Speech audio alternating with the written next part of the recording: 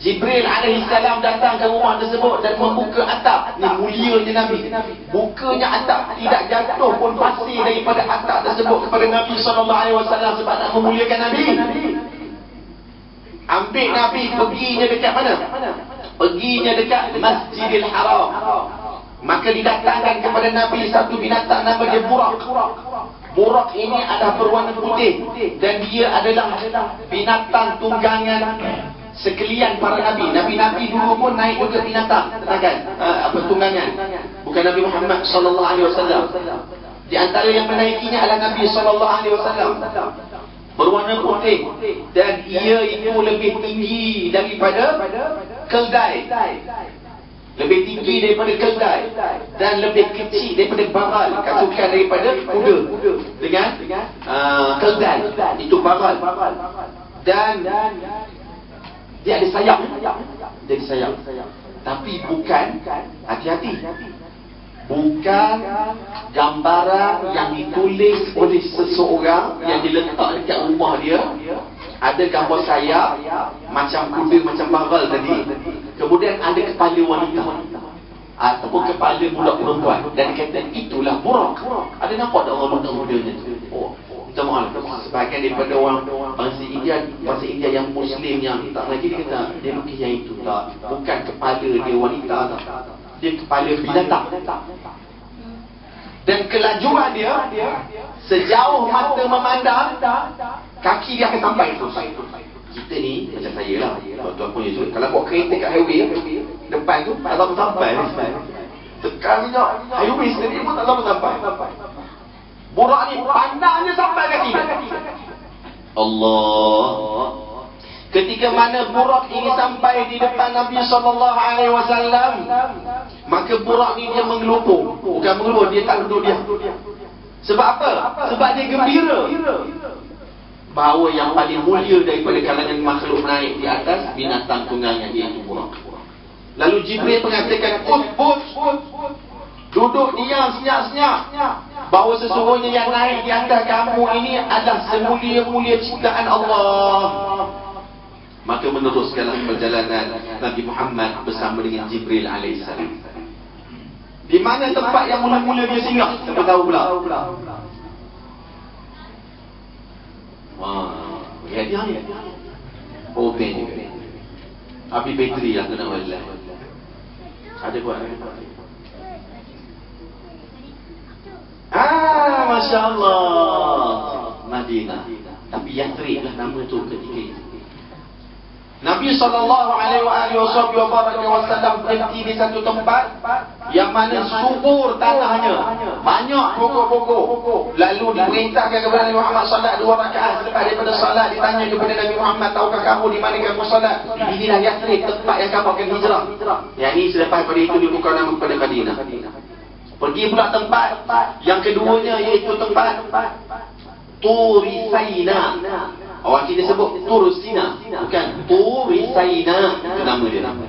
Tempat itu adalah tempat Nabi Allah Musa alaihissalam bermunajat secara direct dengan Allah tanpa perantara Jibril. Yang mana Nabi Musa memang berada di situ, Allah bukan berada di situ.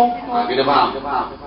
Allah menguatkan hati Nabi Musa sehingga dia faham itu adalah kalamullah. Kerana Allah Ta'ala ada tanpa tempat. Bukan di Bukit Tur Sina, bukan di atas Sidratul Muntaha.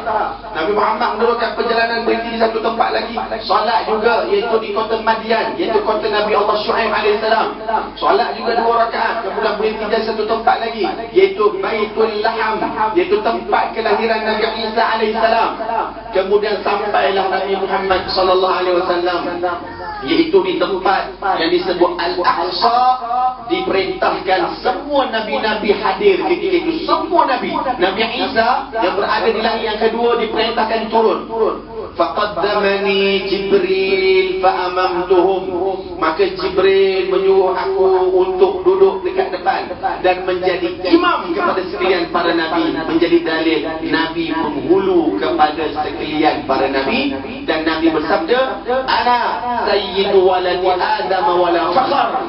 Aku adalah penghulu segala anak Adam dan bukan untuk bermegah-megahan. Tapi dia dipilih oleh Allah. Siapa dia? Nabi kita.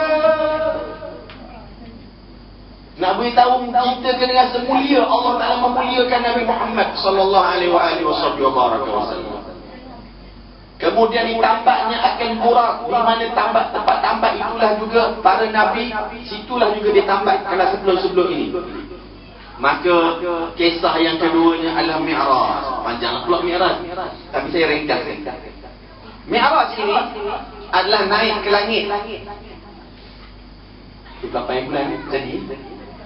Sebab saya nak cerita tentang dalam perjalanan itu mukjizat. Dalam perjalanan itu Nabi diperlihatkan banyak benda ya. Masyitatu bintu Fir'aun.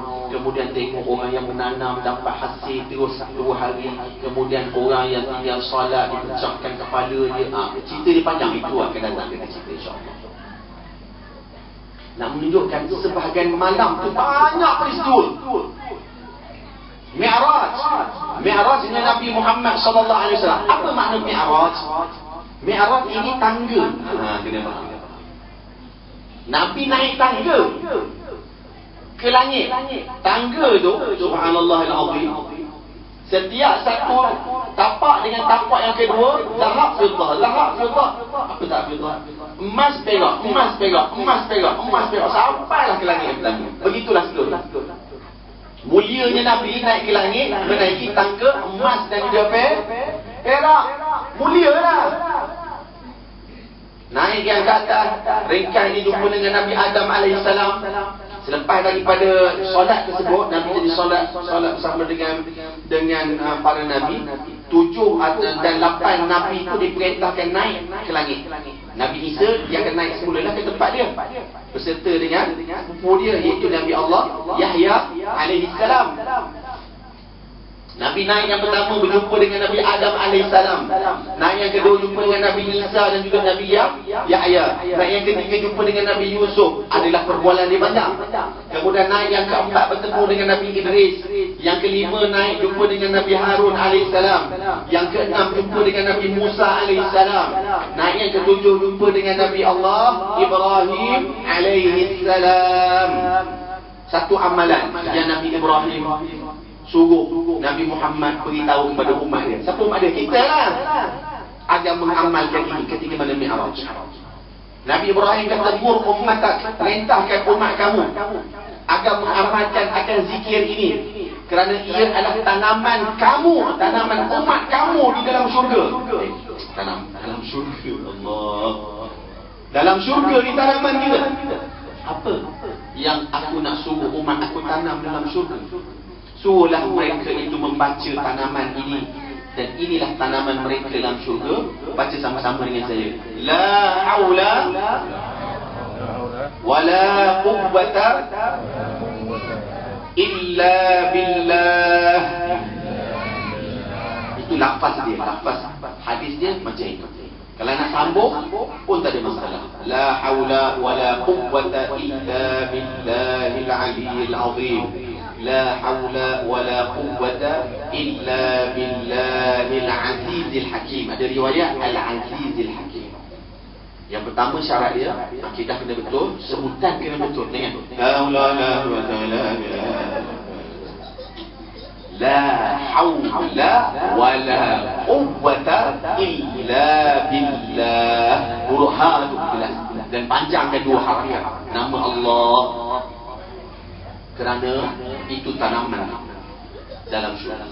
La haula, tak ada daya upaya orang itu meninggalkan maksiat kecuali dengan pemeliharaan Allah. Wala quwwata, tidak ada daya upaya orang itu taat, solat, boleh belajar, illa bi'aunillah, kecuali dengan pertolongan Allah. Dan Nabi menyatakan,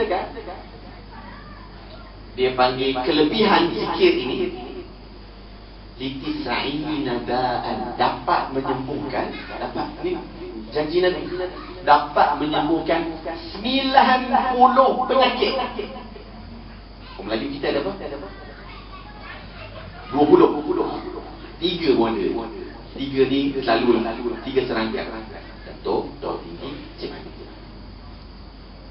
Litis'ina da'an, tapi baca ni dapat menjadi pengawal kepada 90 penyakit.